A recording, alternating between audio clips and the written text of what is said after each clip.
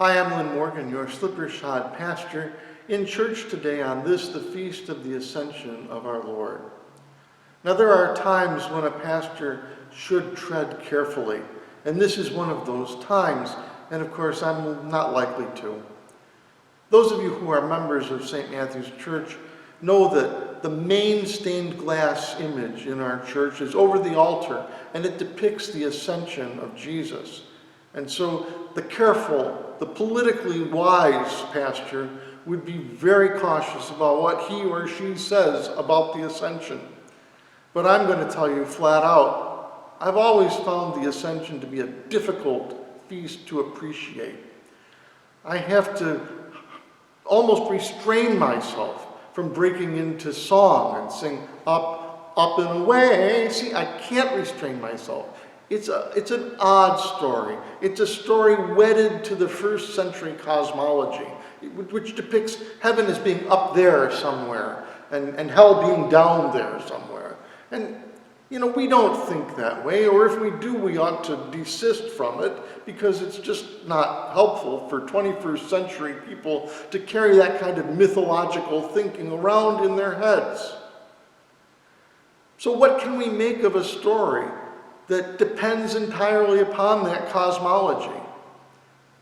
We're told that Jesus gathers with his disciples on the Mount of Olives, and he ascends physically in their presence into the heavens, leaving the disciples staring slack-jawed into the sky at the end of the story.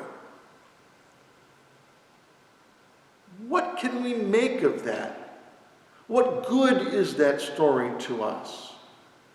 Well, actually, there's something crucially important theologically about that story.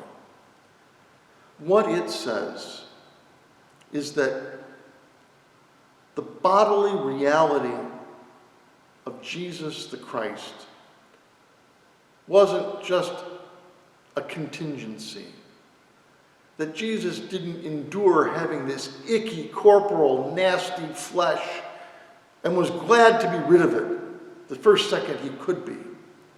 It blesses our bodiliness, our creatureliness. It says that being a human person with flesh and blood and pain and joy and fear and all the things that are attendant to the human reality is good. So good, in fact, that it belongs in heaven. It also reminds us that Jesus becoming one with us was not just for a while, but forever. That when we are in relationship with God, that Jesus, the second person of the Holy Trinity, carries in himself the whole of his human experience, the whole of his physical being, brought with him into heaven. Whatever that means, it means this. It means that we know a God who can relate to us as we are, with everything that we know and experience, with everything that we dream of and everything that we are terrified of.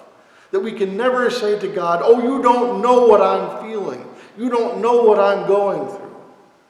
Because God in love